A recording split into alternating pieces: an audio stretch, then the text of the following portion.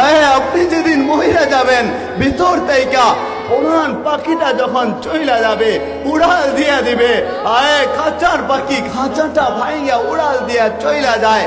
ওই দিন চইলা যাওয়ার পরে আপনি যে জায়গা কিনছিলেন, জমি কিনছিলেন, আপনার ওই জায়গা থেকে, আপনার ঘর থেকে সবচেয়ে আপনজন যারা আপনার থাকবে, আপনার বাবা মা, ভাই বোন, আত্মীয় স্বজন, ওনারাই আপনাকে আপনার ঘর থেকে বের করে বের করবে না?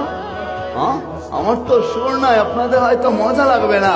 বলে ওনারাই আপনাকে সর্বপ্রথম ঘর থেকে বের করে দিবে, তারাই তাড়াহুড়া করবে।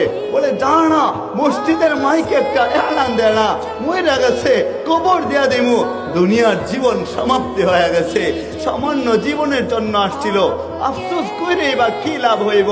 বলে কবরে নিয়া ঠিকই রাখবে, কয়েকদিন পরে আপনার বাবা ঠিকই আগের মতো কামাই করতে চইটা যাইবে।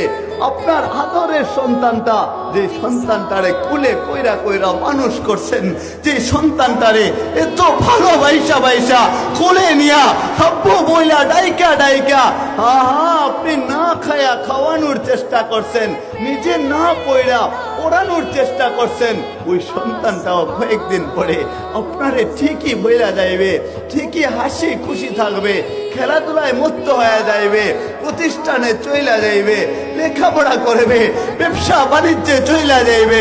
সকলে যখন আপনারে বইলা যাইবে, কিছুদিন পরে তো এমন হয়, বলে আপনার পরবর্তী প্রজন্ম যারা আছে ওনারা চিনবেই না যে আপনার কবর কোথায় আছে।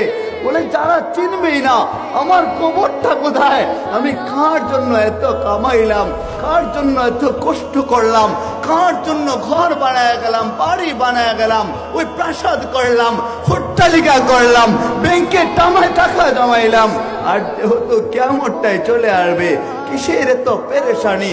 এত পেরেশানি করার তো কোনো কথা নাই, কোনো দরকারও ছিল না।